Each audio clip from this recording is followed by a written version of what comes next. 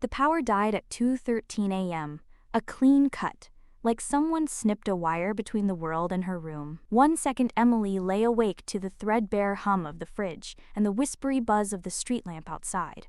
The next, a darkness so complete slid over everything that even her own hands vanished. What didn't vanish was the breathing, slow, patient, not hers. It came from the corner near the wardrobe, where a sliver of light usually pooled across the floorboards at night.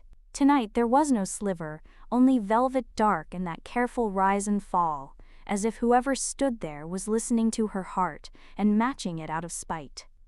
She held still long enough to hear the building itself inhale, pipes settling, a radiator sighing, the old bones of the place flexing. The breathing threaded through those noises like a needle through cloth.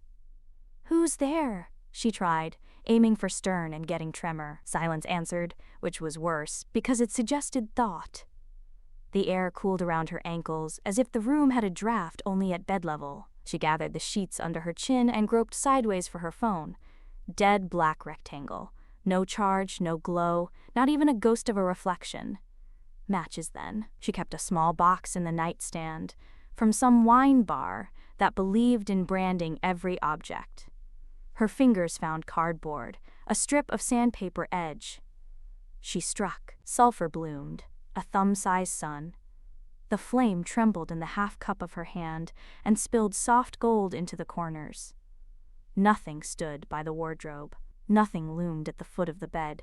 The breathing paused, as if the room itself was caught looking. The match hissed down, bit her finger, and she let it fall. Darkness came back like a lid snapping shut. That was when something cold brushed her bare ankle. Not a draft, not a sheet. A touch with weight and intention, like the brief, indifferent back of a submerged hand gliding past you in deep water. Emily recoiled until her spine hit the headboard. In the dark, the house became an ear. Even her shallow breaths sounded loud enough to feed another mouth. She slid sideways, fingertips scraping the lamp's pull chain out of habit, as if forgetting wouldn't matter.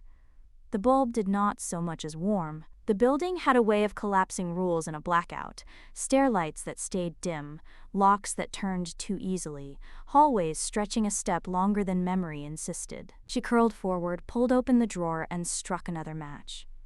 "Don't light another one," a voice said. It wasn't a whisper so much as a shape pressed into the dark.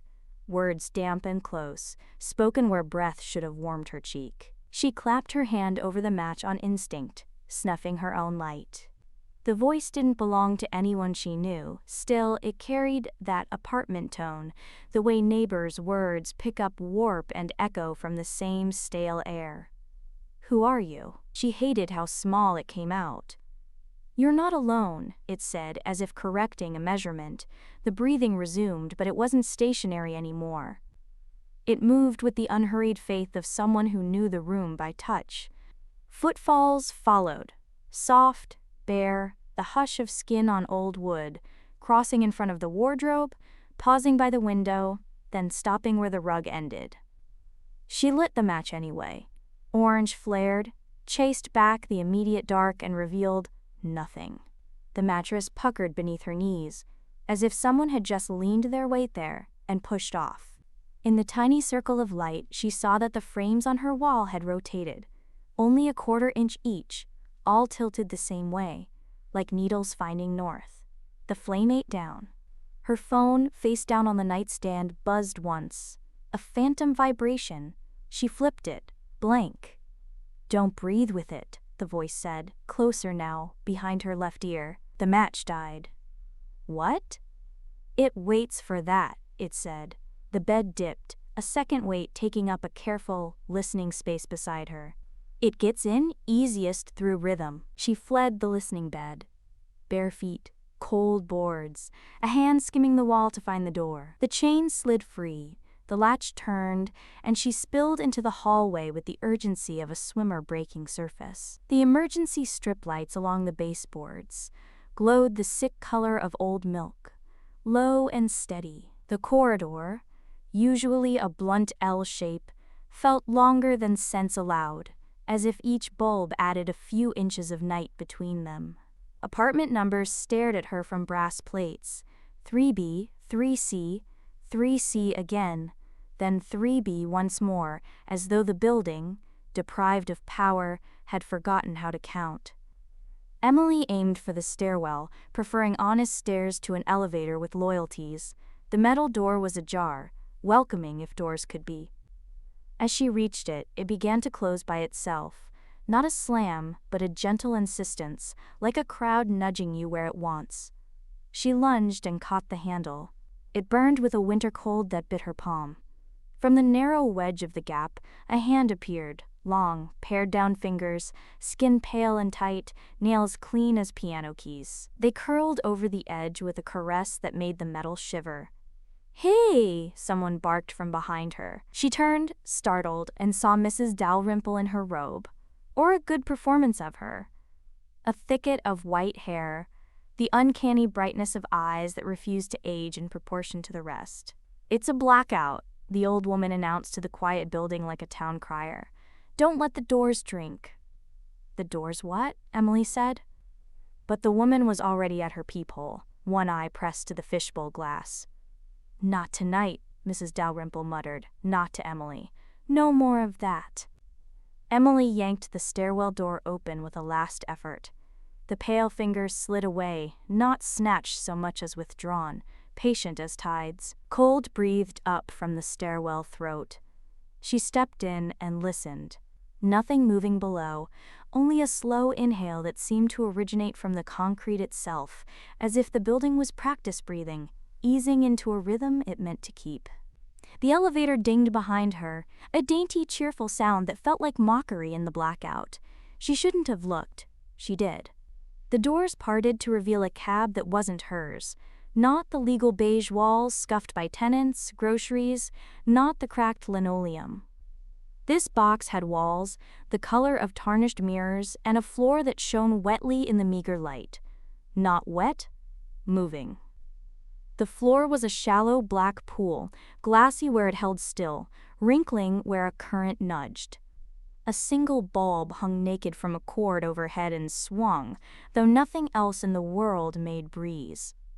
"Don't," Mrs. Dalrymple said without turning from her peephole. The warning sounded, practiced. From the pool rose a sound like a mouth learning to breathe through water. Emily's throat tightened.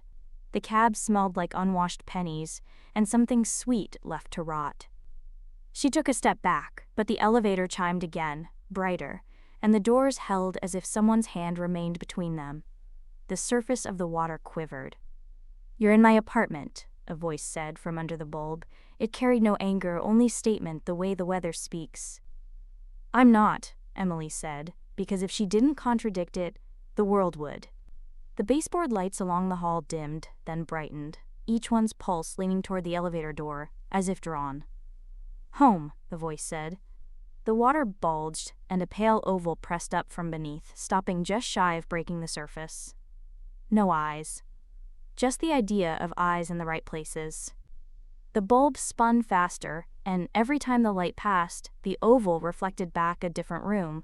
Hers, then some spare, then a narrow, child-crowded space with bunk beds and moth-sick curtains, then hers again with the bed stripped bare. "Don't breathe with it," came that companion voice again, nowhere and left ear close. "Hold until it notices it is alone, then walk away." Emily realized she had been sinking, stupidly, to the deep pool breath, in, hold, out, the timing of a held head emerging. She clamped her jaw, forced a new, staccato rhythm, shallow and offbeat. The cab seemed to listen.